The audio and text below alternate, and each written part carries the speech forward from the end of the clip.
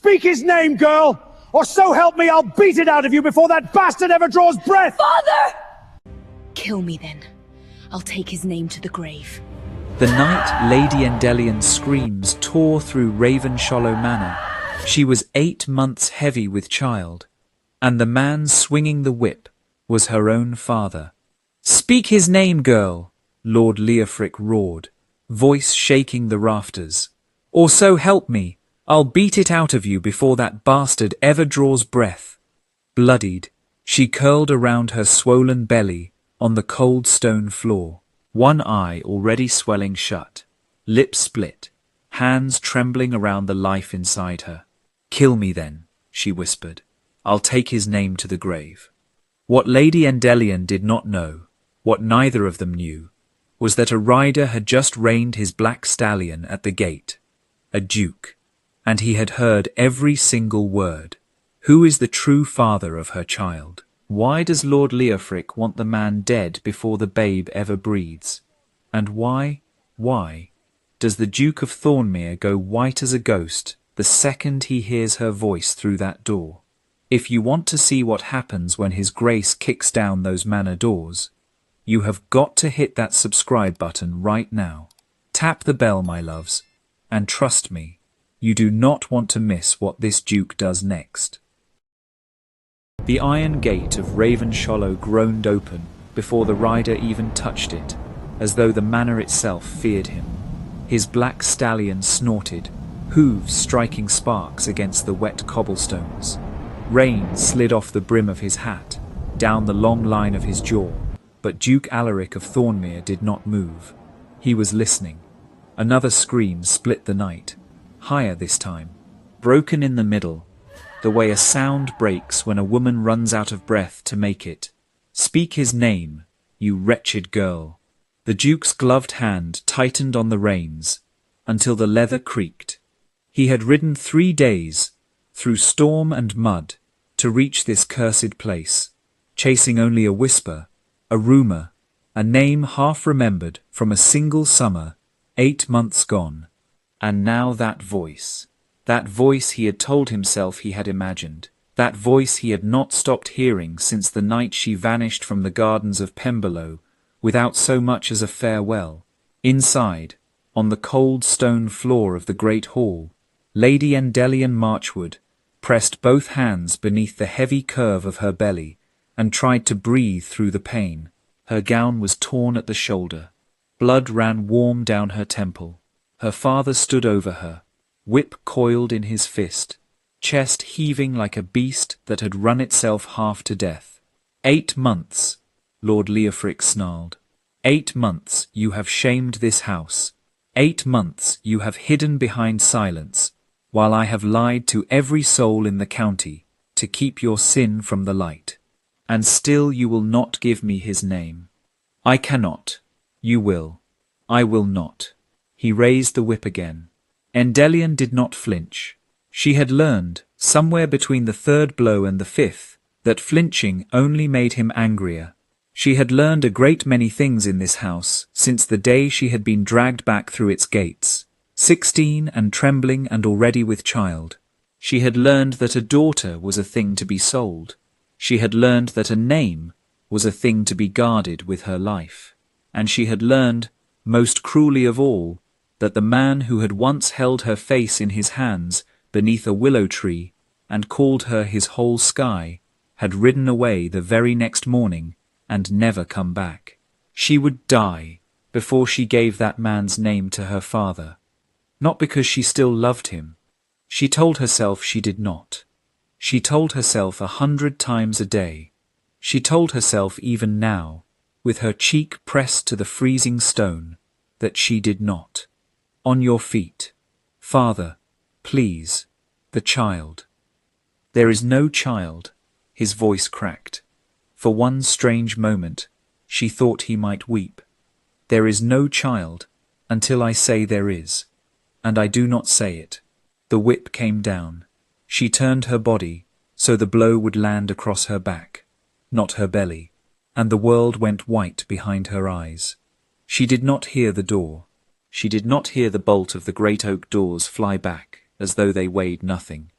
did not hear the storm rush into the hall, did not hear the boots on the marble, slow and steady, each step heavier than the last.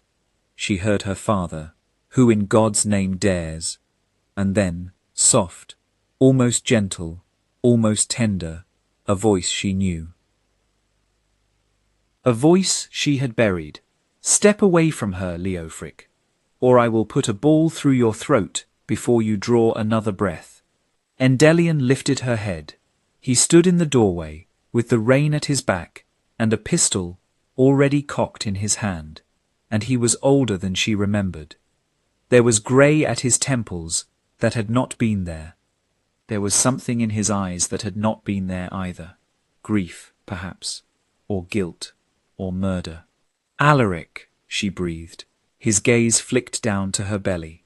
Just once, just for a heartbeat, and every drop of colour drained from his face. Endellion, he said, and his voice was not steady anymore. What have you done? Her father began to laugh. A dry, terrible laugh. The laugh of a man who has just realized he holds a knife he did not know was in his hand. Oh, Leofric whispered. Oh, your grace. So it was you. Alaric did not answer. He was still looking at her belly, and his hand, the one holding the pistol, had begun to shake. The pistol in Alaric's hand did not waver, but his eyes did. They were fixed on her belly, the way a man stares at a wound he cannot believe is his own. Endellion saw it. She saw the breath leave him. She saw the soldier in him die for one short second, and the boy she had loved come back in his place, white-faced and undone. She wanted to crawl to him. She wanted to spit at him. She did neither. She lay on the cold floor, with her hand pressed to her child, and watched the only man she had ever wanted in this life try to remember how to breathe. 8 months ago, she had been a different girl, a girl who still believed in summer, in willow trees, in promises whispered against the curve of a throat. She had been 17 and untouched, and so full of hope it had embarrassed her own reflection. Her father had brought her to Pembroke Hall for the season, dressed her in white, told her to smile at the lords and laugh at their jokes, and remember that this family had nothing left but her face and her name. Marchwood debts ran deep. Marchwood pride ran deeper. She was the last bright coin in an empty purse, and she had known it from the moment her slippers touched the marble. She had not meant to fall in love with the brooding duke who would not dance. He had found her in the gardens the third night, sitting alone on a stone bench because the music had grown too loud and the lies too thick. He had not asked her name. He had asked her why she was crying. No one had ever asked her that before. Not once, in 17 years. She had told him everything in 3 nights. The debts, the drunken father, the brother who had drowned, the mother who had not spoken a word since. She had told him she was for sale, and she did not want to be bought. She had told him she would rather throw herself from the cliffs at Pembroke than spend her life beneath some old lord's ringed hand. And Alaric of Thornmere, on the 4th night, had taken her face in his palms beneath the willow and said, "Marry me." She had said yes. He had ridden out at dawn to write to his solicitor in London. He had kissed her brow and promised to return inside the fortnight. He had not returned. Not in a fortnight. Not in a month. Not in 2. By the time her father dragged her home, she was already sick in the mornings and shaking in the nights, and the name of Thornmere had passed into the papers attached to a different woman. An heiress, a cousin, an arrangement, they said, long agreed between the families. She had read those words, sitting on the floor of her childhood bedroom, and she had stopped crying that day. She had stopped a great many things that day, and now he stood across her father's hall, with rain in his hair and a pistol in his fist, and asked her what she had done, as though the child inside her had grown there by some sin of her own making. "What have I done?" she repeated, and her voice came out so quiet she barely heard it. "What have I done?" Leofric's laughter had thinned to a wheeze. He was watching them both now, eyes shining with a new and dreadful understanding. She would not give your name, your grace, her father said. 8 months of beatings, 8 months of locked rooms, not a word, not one. I had begun to think the child belonged to a stable boy. Be silent. Alaric did not raise his voice. He did not need to. She protected you, Leofric went on, soft as poison. Even now, even bleeding, even broken, the little fool protected you. Something happened behind Alaric's eyes, something terrible and quiet. He stepped further into the hall, and the candlelight caught the rain on his shoulders, and Endellion thought, he does not look like a duke now. He looks like a man with nothing left to lose. Endellion. His voice gentled when it turned to her. Can you stand? She tried. Her legs would not have her. A small wounded sound slipped out of her before she could swallow it, and she hated herself for it, hated that he heard it, hated that some traitor part of her wanted him to come closer. He came closer. He knelt on the bloody stone beside her, and he did not touch her, not yet. But she could feel the heat of him through the cold, and it nearly undid her. Forgive me, he whispered. Endellion, forgive me. I did not know. I swear on my mother's grave I did not know. She turned her face away from him. She would not weep, not for him, not again. She had wept enough in 8 months to fill the Thames. But somewhere beneath her ribs, beneath the bruises and the blood and the small fierce kick of the child who had kept her alive through every long night in this house, something old and foolish stirred and whispered his name back to him. And outside, in the dark, beyond the open doors, hoofbeats, more than one rider, coming fast. Her father heard them too, and smiled. Alaric heard the hoofbeats too. He did not turn his head. He did not need to. He knew the sound of his own men, and these were not his own men. How many did you send for, Leofric? He asked, very softly. Her father wiped his mouth with the back of his hand. Enough. Enough for what? Enough to see a duke fall from his horse in the dark and break his neck on Marchwood stone. Such a tragedy, such a loss to the realm. Leofric's smile was a wet, splitting thing, and such a quiet end to a scandal no one need ever speak of again. Alaric finally looked at him, just looked, and Endellion, lying between them on the cold floor, felt the air in the hall change the way air changes before lightning strikes. You laid hands on her, Alaric said. You laid a whip on a woman carrying my child. There is no corner of this earth I will not find you in, Leofric Marchwood. Do you understand me? No corner, no grave deep enough, no name false enough. Brave words from a man with 1 pistol and 6 riders at the gate. I came alone because I did not know what I would find. Alaric's voice was almost a whisper now, and somehow that was worse than a shout. Had I known, I would have brought the whole of Thornmere at my back, and I would have burned this house to its foundations before sunrise. Endellion closed her eyes. The child kicked beneath her hand, hard, insistent, alive. She thought, you must not die here, little one. Not on this floor, not in this house, not for these men and their pride. She forced herself onto her elbow, then onto her knee. The pain went through her like a blade turning, but she made no sound this time. She had finished making sounds for her father's pleasure. Alaric, her voice was rough. The side door, behind the tapestry of the hunt. It leads to the kitchen garden. The wall there is low. He did not look away from her father, but she saw his jaw move. Can you walk? I can walk. Endellion, I can walk. He believed her. Or he chose to.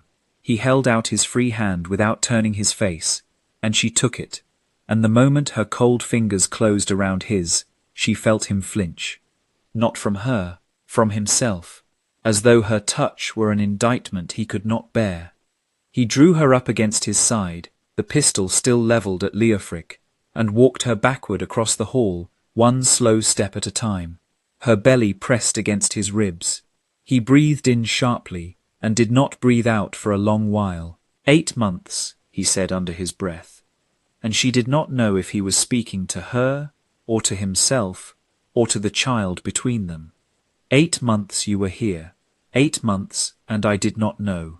You did not come back, she whispered. I wrote. His voice broke on the word. Endellion. I wrote every week for 6 months. Every week. She stopped walking. He felt her stop, and he stopped with her, and for one impossible moment, in the middle of her father's bloody hall, with riders thundering up the drive, and the man who had beaten her bleeding at the mouth, Endellion Marchwood looked up at the Duke of Thornmere, and saw the truth in his face. He had written. She had never seen a single page. Somewhere in this house, in a locked drawer in a locked study, in her father's own hand, lay 6 months of letters she had been told did not exist. 6 months of a life she had been told she was not wanted in. 6 months of a child growing under her ribs while she sat by a dark window and decided she had been a fool. She felt the floor tilt. Or perhaps it was only her. Alaric's arm tightened around her waist. Endellion, stay with me, sweet girl. Not now, not yet. He told me you had married her. The words came out flat. The cousin, the heiress. He showed me the papers. There are no papers. There was never a cousin. There is only you. The front doors burst open. 6 men in dark cloaks spilled into the hall, blades already drawn, eyes hunting in the candlelight. At the head of them came a tall man with a scar running from temple to jaw, and when he saw Alaric standing there with Endellion against his side, he stopped dead, and a slow, ugly grin spread across his face. Well now, said the scarred man, Your Grace, we were told you were lost on the road. Alaric pushed Endellion behind him. His pistol came up, and from the gallery above the great hall, a second voice rang out, a woman's voice, cold and bright, and terribly familiar to Alaric of Thornmere. Lower your weapon, cousin, or the girl dies before the babe ever does. Endellion looked up, and saw, leaning over the gallery rail with a pistol of her own, aimed straight down at Endellion's belly, the most beautiful woman she had ever seen in her life, smiling. Endellion did not move. She could not. The pistol on the gallery was steady as a stone, and the woman holding it was smiling the way some women smile at a vase they are about to break. Seraphine, Alaric said, and the name came out of him like a sickness. Cousin. The woman tilted her head. Black curls fell against her pale throat. You ride a very long way for a Marchwood girl. I confess I am hurt. I have ridden a shorter one for you, and you would not even take my hand at the spring ball. Lower the pistol. No, I do not think I shall. Endellion felt Alaric's body change behind her. She had her back pressed to his chest, and she felt his ribs go still, felt his shoulders square, felt the Duke step into him the way a sword slides into a sheath. Whatever soft thing had knelt beside her on the bloody floor was gone now. What stood at her back was a man who had killed before and would kill again before the night was done. She is carrying a child, Alaric said. My child. You know what that makes her. I know what that makes her. Seraphine's voice was velvet. It makes her in my way. Leofric was laughing again, the sound thin and high, the laugh of a man who had wagered his last coin and watched it land right. I told you, Your Grace. I told you a quiet end. The cousin has been most generous in her arrangements. Generous, Alaric repeated. 12,000 a year, Seraphine said pleasantly, for the small kindness of a widowing. Your father's title comes to me through the female line if you die without issue, cousin. And the girl, well, the girl is no issue. The girl is a stain. Endellion felt the child kick, hard, as though he too had heard. Something inside her, something she had thought beaten out of her on this very floor an hour ago, lifted its head. She had spent 8 months being silent, 8 months swallowing every word her father drove out of her with the back of his hand. 8 months convinced she had been forgotten by the only man who had ever asked her why she wept. She was not going to die quiet. "Seraphine of Thornmere," she said, and her voice did not shake. "Look at me." The woman on the gallery laughed. "She speaks. Look at me." Endellion stepped out from behind Alaric. He made a small sound and caught at her wrist, and she did not let him hold her back. She walked into the open space of the hall, with her torn gown, and her bruised face, and her hand on the curve of her belly, and she looked up at the woman who had bought her death for £12,000. "If you mean to shoot me, then shoot, but you will look at the child you are killing while you do it. You will see his face. You will carry it the rest of your life." The hall went still. Even the scarred man at the door had stopped grinning. Seraphine's smile thinned. "How brave," she said. "How very Marchwood." But the pistol on the gallery had moved. Just a fraction.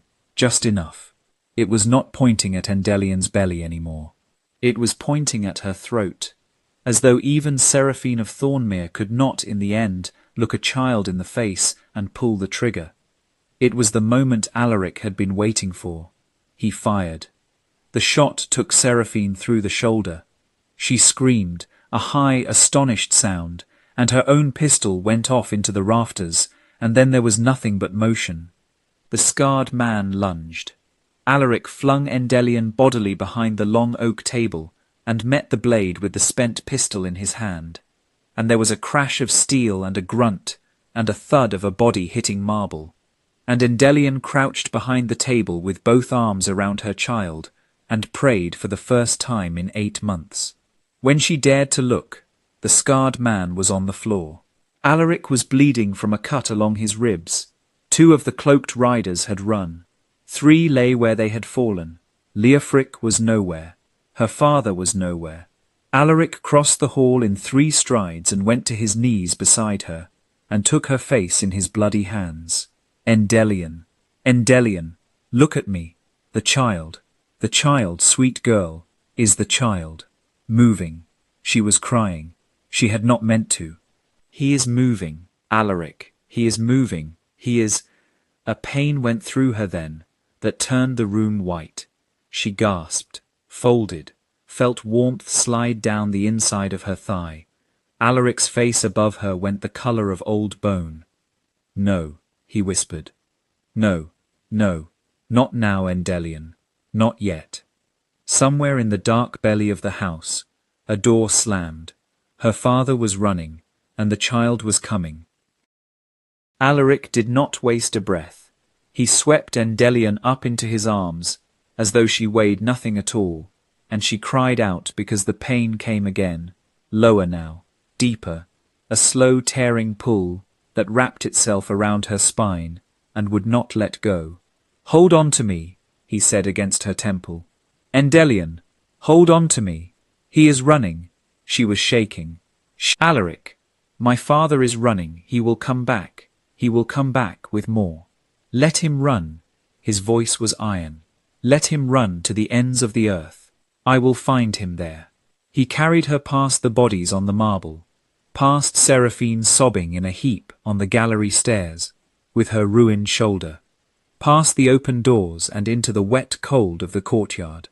2 of his own riders were thundering up the drive at last, lanterns swinging, and behind them came a woman in a dark cloak on a grey mare. A midwife. He had not ridden alone after all. He had ridden 3 days ahead of his own people because he had not been able to wait, but he had sent for her all the same, on nothing but a rumour, on nothing but the chance that the whisper he had heard in a London coffee-house had been true.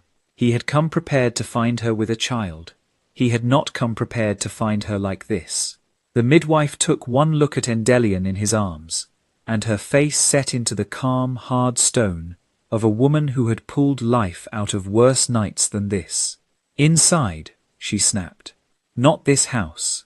The gatekeeper's lodge. Now, Your Grace." He ran. Endellion did not remember the lodge. She remembered firelight, and clean linen, and the midwife's hands, and Alaric on his knees beside the low bed with her fingers crushed inside his. She remembered the midwife saying the child was turned, and would have to be turned again. She remembered screaming. She remembered Alaric's face, white as paper, lips moving in something that might have been prayer. She remembered, somewhere in the long red middle of it, looking up at him, and finding the strength for one last truth. "I thought you forgot me." Never. His mouth was against her knuckles. Endellion. Never once. Not a day. Not an hour. He took the letters. "I know. He told me you married her. I know, sweet girl. I know. I know. If I die, you will not die. If I die, you find him. You find my father. You promise me." His eyes were wet. She had never seen him weep. Not once in the willow garden. Not once in all her dreams of him. He was weeping now. "I promise you," he said. The midwife said push. Endellion pushed. The world narrowed to a single point of fire low in her body, and Alaric's hand, and the midwife's steady voice, and then, somewhere in the worst of it, when she was certain there was nothing left of her to give, she heard it. A cry. Small, furious, alive. The midwife laughed, a sudden wet laugh, and lifted a red squalling scrap of a thing into the firelight. "A son, my lady. A son, and a loud one. God bless him." Endellion could not speak. She reached. Alaric took the child from the midwife's hands, as though he were taking the whole of the sky, and he laid him against Endellion's breast with such trembling care that she began to cry again, helplessly, foolishly, and the baby quieted against her skin as though he had always known where home was. "Look at him," Alaric whispered. "Endellion, look at our boy." She looked. He had her mouth. He had Alaric's eyes. He was perfect. Outside, somewhere on the dark road south, a man was running for a port and a ship, and a country where Marchwood debts could not follow him. Alaric's riders were already gone after him. Endellion did not know it yet, but Leofric would be found within the month, in a tavern in Calais, and he would not be brought back. The Duke of Thornmere kept his promises, and he had promised on his mother's grave. Seraphine was taken alive. She would lose the use of her right arm and the whole of her fortune and her name in the same season, and she would live a very long life in a very small house, and think every day of a girl in a torn gown who had walked out from behind a duke and dared her to look at a child. None of that was tonight. Tonight there was firelight and clean linen and a baby on Endellion's chest, and a man beside the bed who would not let go of her hand. "Marry me," Alaric said. His voice was hoarse. "Endellion, I asked you once under a willow tree, and the world took the answer from us. I am asking you again, here, tonight, in the gatekeeper's lodge with our son between us and my blood on your floor. Marry me." She looked at him a long time. She thought of every night she had cursed his name. Every morning she had hated herself for still loving him. Every hour her father had stood over her with the whip and asked for the word she would not give. She had not given his name because, in the deepest hidden place of her, she had never stopped being his. "Yes," she said. He bent his forehead to hers. The baby slept between them. Outside, the rain had stopped, and somewhere over the dark hills of Ravenshollow, a pale grey light had begun to crawl into the sky, but there was still a sound she could not place. A soft sound, a step on the gravel outside the lodge. The midwife heard it too. She straightened. Her face changed. The door of the lodge opened, and the woman who stood in it was not a stranger to Alaric of Thornmere. She was holding a letter, and she was wearing mourning black. The woman in the doorway lowered her hood, and Endellion's breath left her body all at once. "Mamma." Lady Marchwood stood there with the dawn at her back, and her hair gone silver at the temples, and a folded paper trembling in her hand. She had not spoken a word in 7 years. Not since the morning they had carried Endellion's brother home from the river. Not at the funeral. Not at supper. Not when her husband had raged. Not when her daughter had been dragged back through the gates of Ravenshollow with a child quickening inside her. 7 years of a closed mouth and a closed face and a closed heart. She crossed the lodge on shaking legs. The midwife stepped aside without a word. Alaric did not let go of Endellion's hand, but he moved, just a little, to make room for the woman who had given her life. "My girl," Lady Marchwood whispered. Her voice was rough as a key turning in a rusted lock. "My girl, my girl." She knelt at the bedside. She put her hand, very carefully, on the small dark head of her grandson. The paper fell from her fingers, and Alaric caught it and set it aside without looking at it. Whatever it was could wait. The whole world could wait. "I knew," Lady Marchwood said. The words came slow, as though she had to remember the shape of each one. "I knew about the letters. I knew about the cousin. I knew what he was doing to you. I could not. I could not." Her eyes spilled over. "Forgive me, Endellion. Forgive me. I lost one child to that river. I did not know how to lose another to that man. I did not know how. So I went away. I went away in my own head, and I left you there. I left you there." Endellion reached up. Her hand was still bruised at the knuckles. She touched her mother's wet face. "You came," she said. "You came tonight. That is what I will remember." Her mother bent and pressed her forehead to her daughter's, and for a long quiet moment there was no sound in the lodge but the small contented breathing of a newborn child and the slow steadying of 3 hearts learning how to beat again. Outside, the sun came up over Ravenshollow. Alaric of Thornmere was married to Endellion Marchwood by a country parson at the edge of his own estate 4 days later, in a small chapel with hawthorn at the windows, and her mother in the front pew, and their son asleep in a nurse's arms 3 rows back. There was no satin. There was no London. There was no crowd of titled strangers come to stare at the bride. There was only a girl in a soft grey gown who walked down the short aisle on her own feet because she had decided, somewhere in the long red middle of a night that had nearly killed her, that she would never again be carried anywhere she had not chosen to go. Alaric watched her come. He had seen her in white at Pemberlow. He had seen her in torn muslin on her father's bloody floor. He had seen her in the firelight of a gatekeeper's lodge, with their child against her breast. He thought, looking at her now, that he had not understood until this moment what the word beautiful was for. They named the boy Cassian. It had been Alaric's brother's name, a brother lost at sea when they were boys, and Endellion had said yes the moment he asked, because she understood, now, what it was to carry the missing ones into the next life with you. The months that followed were not easy. Healing rarely is.